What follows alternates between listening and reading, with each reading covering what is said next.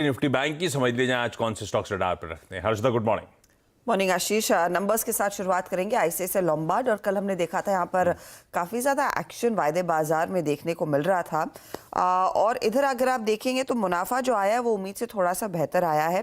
Combined ratio हालांकि अभी भी ऊपर है और नेट अर्न प्रीमियम में इजाफा देखने को मिला, लेकिन ये उम्मीदों पर खरा नहीं उतरा है।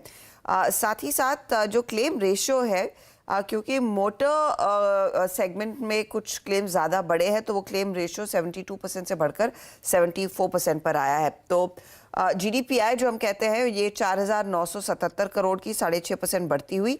नेट अर्न प्रीमियम में करीब 12% का इजाफा है 3726 करोड़। और प्रॉफिट आफ्टर टैक्स करीब 40% बढ़ता हुआ दिखाई दिया है।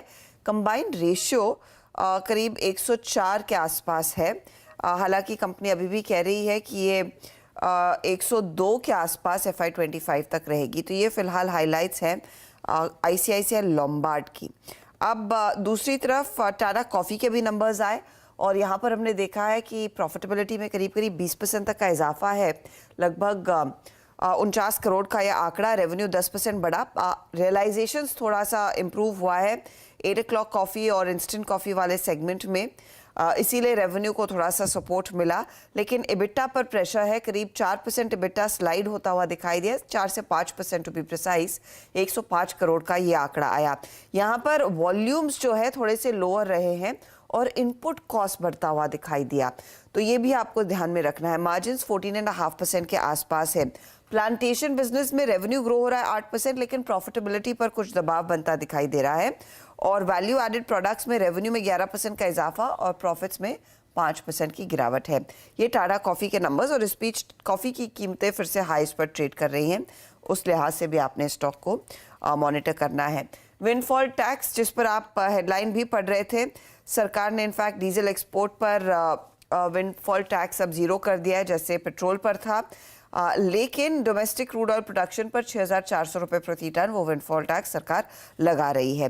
अब कुछ फार्मा कंपनियों की बात की जाए तो जाइडस लाइफ को दरअसल यूएसएफडीए की तरफ से एक अप्रूवल मिला है एस्ट्राडॉयल ट्रांसडर्मल सिस्टम्स के लिए, जो प्राइमरीली पोस्ट मेनोपॉजल ऑस्टियोपोरोसिस रोकने के लिए एक दवा है।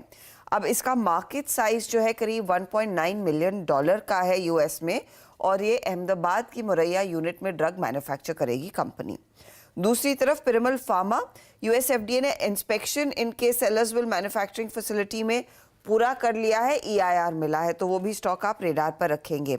प्रेस्टीज एस्टेट ने दरअसल एक छोटा एक्विजिशन किया है, करीब 66 करोड़ इन्होंने डाले हैं। ये एक दाशन्या टेक पार्क है, उसे अक्वायर कर रहे हैं, उसमें 51% स्टेक ले रहे हैं। दाशन्या प्राइमरीली बिजनेस डेवलपमेंट और कंस्ट्रक्शन और activities office space, commercial office space की करता है, तो वो स्टॉक भी आज फोकस में। रखिए तमाम कंपनीज अपने रडार पर। क्विकली आज का इवेंट्स कैलेंडर। पेनल्टिमेट सेशन अपनी जगह, 10:30 बजे cabinet meet scheduled. I am sure Lakshman उस पर लगे होंगे, कुछ भी आए